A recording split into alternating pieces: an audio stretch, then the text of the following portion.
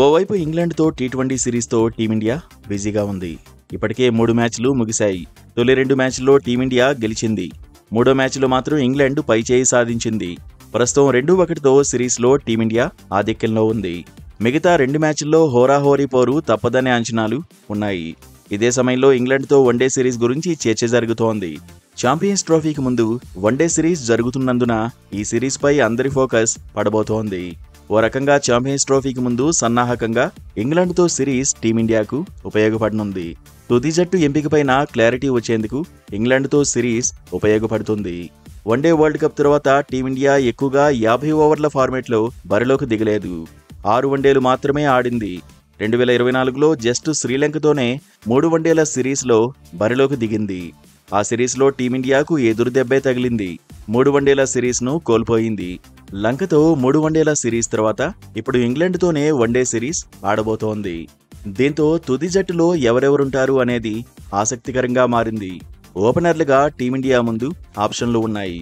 జట్టులో 3 ఓపెనర్లు ఉన్నారు. ఒక ఓపెనర్గా రోహిత్ శర్మ ఎలాగూ బరిలోకి దిగుతాడు. మరో ఓపెనర్గా శుభ్మన్ గిల్ ఆడతాడా, లేదంటే యశస్వి జైస్వాల్ను బరిలోకి దింపుతారా అన్నదే ఆసక్తికరం. లెఫ్ట్ రైట్ కాంబినేషన్ కావాలంటే రోహిత్, యశస్వి జైస్వాల్ వైపు టీమ్ మేనేజ్మెంట్ చూడొచ్చు.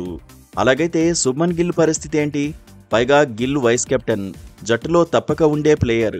3వ స్థానానికి శుభ్మన్ను మార్చే పరిస్థితి ఉండదు. ఎందుకంటే 3వ స్థానంలో విరాట్ కోహ్లీనే ఆడతాడు. కోహ్లీకి అచ్చొచ్చిన ప్లేస్ 3వ స్థానమే. ఆ లెక్కన వన్డే వరల్డ్ కప్ బరిలో దిగిన ఓపెనింగ్ జోడీనే ఇంగ్లాండ్ పైన ఆడుతుందని మాజీలు ఎక్స్పెక్ట్ చేస్తున్నారు. రోహిత్, శుభ్మన్ గిల్ జోడీని డిస్టర్బ్ చేయకపోవచ్చు అంటున్నారు. వన్డే వరల్డ్ కప్లో రోహిత్, గిల్ మెరుగైన ప్రదర్శన చేశారని గుర్తు చేస్తున్నారు. యశస్వి జైస్వాల్ బెంచ్కే పరిమితం కావాల్సి వస్తుందేమో అని తేల్చేస్తున్నారు. 4వ స్థానం శ్రేయస్ అయ్యర్దే అనడంలో డౌట్ లేదు. వికెట్ కీపర్ రేస్లో రాహుల్ వర్సెస్ పంత్గా సీన్ కనిపిస్తోంది. కానీ రాహుల్కే టీమ్ మేనేజ్మెంట్ జై కొట్టే అవకాశాలు ఉన్నాయి. కేఎల్ విఫలమైతేనే పంత్ను బరిలో దింపే ఛాన్స్ ఉంటుందని చర్చ జరుగుతోంది. పేస్ ఆల్రౌండర్గా హార్దిక్ పాండ్యా ఆడతాడు.